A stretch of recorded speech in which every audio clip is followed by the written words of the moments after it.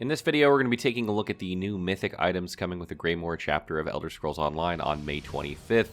These are powerful new one-piece sets that allow you to get incredible effects. Some of them give you a trade-off where you get a powerful effect and you lose something in return, and others just give you a powerful effect. But you can only have one Mythic item equipped at one time. The way you find these items is through the new Antiquities system, and you're going to have to do a lot of scrying and digging in order to get these. And since these activities are actually stretched throughout all of the content of Elder Scrolls Online, it may require you to, have other DLCs or chapters of the game in order to find them. We don't know exactly what their locations are. They may be different from player to player, which is something we've been told. So there isn't an exact location known currently, but you're going to have to use the Antiquities system in order to get them, which means you're going to have to own a lot of content probably to get every one of them. The first piece I want to talk about is the Bloodlord's Embrace. This is a heavy chest armor piece that essentially allows you to put a uncleansable curse on an enemy, player or a boss or whatever, by bashing them. That then gives you a 1535 magicka return every 1 second if you block their attack. That is a staggering amount of magicka return, and it's not magicka recovery. It's just magicka that's given to you.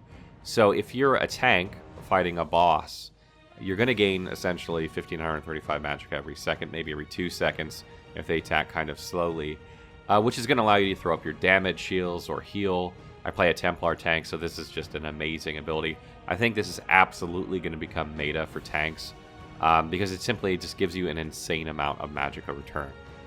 If you're talking about implications for PvP with this piece, you're going to have probably Templars or Wardens out there that are going to be able to just sit there and block. That makes some sort of low block cost build that can then just keep healing themselves and probably won't be immortal, but will be extremely hard to kill. So I expect a lot of tanky Templars and Wardens or Necromancers and Cyrodiil to run this as well. Moving to the Thrassian Stranglers, this is a light armor hand piece that essentially gives you 150 spell damage each time you kill an enemy, stacking 20 times. So that's 3,500 possible spell damage increase.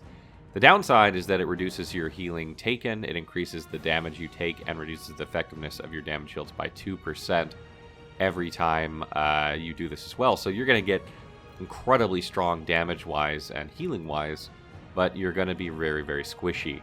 I think the trade-off is absolutely worth this in PvE, where you're going to just want to increase your DPS by staggering amounts. And, this is going to increase your healing. So if you have a larger health pool, maybe you put a few extra points into health, you can probably, get the offset won't be that bad. In PvP, it's going to be difficult to maximize this. It's probably pretty hard to think that you're going to kill 20 players before, you crouch or go invisible at least once. So I don't think you'll get as much benefit, but in PvE, I expect a lot of people to be running this, particularly magicka builds, specifically healers for sure. Moving along to Snow Treaders, this is a medium armor feat piece. This basically makes you immune to snares and immobilizations that can be cleansed while in combat, but you can't sprint.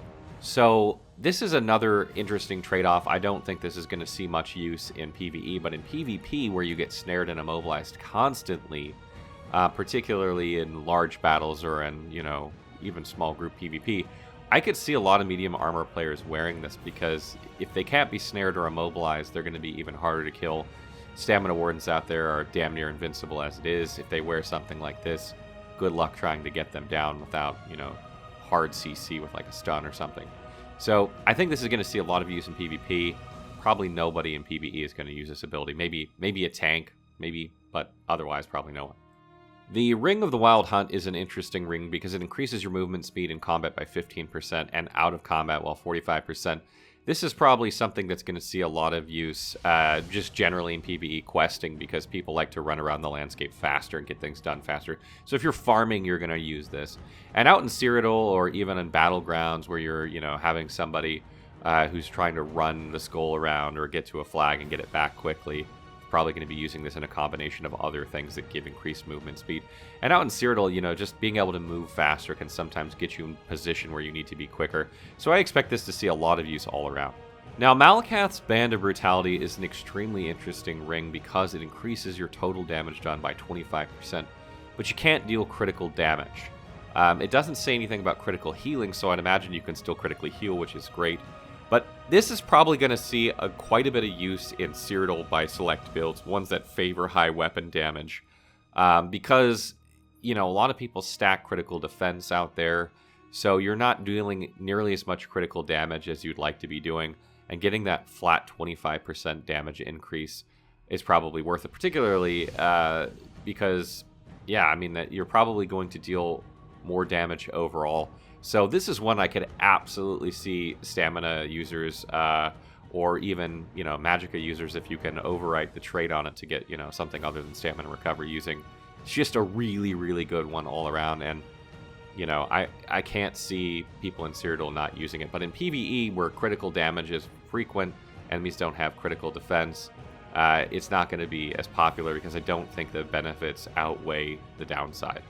As far as the necklace Torc of Tonal Constancy goes, it's going to give you increased magic recovery while your stamina is less than 50%, and increased stamina recovery while your magicka is less than 50%. It's rather strange because it's made essentially for a hybrid build. This would be good except for the fact that when you're tanking, you don't have stamina recovery while holding block. So if your magicka is low, you would want that extra stamina recovery. You would gain a lot of magicka recovery while you're holding block, because your stamina is probably going to be less than 50% very often as a tank. But the Bloodlord's Embrace is just a better piece for gaining magicka, I think. So I don't see a lot of people using this. Maybe if you came up with some real, insane build that was hybrid and was effective, it might work. But I don't see this getting a lot of use overall. These are the only 6 mythic items currently known to be in the game. Again, I think they're going to be in different locations for each player. But if there are fixed locations, we'll make sure to have guides up on those so you guys can get those as quickly as possible. And I highly suspect that this is something ZeniMax is going to add more and more of as they release more content, because I think it's something people will be really interested in, particularly pieces that have a really strong bonus but then a trade-off. So it makes people make really interesting decisions and gives a lot more build variety, which is something the game could really use. Even though it has a very strong build variety, it could always use more. Be sure to check out our videos on the new sets coming with Greymoor, as well as the vampire skill line changes, which are many, and also a breakdown of the major changes that are coming with this update. Every major update comes with a whole list of new changes, so make sure to check that out if you're curious what's changed with the game.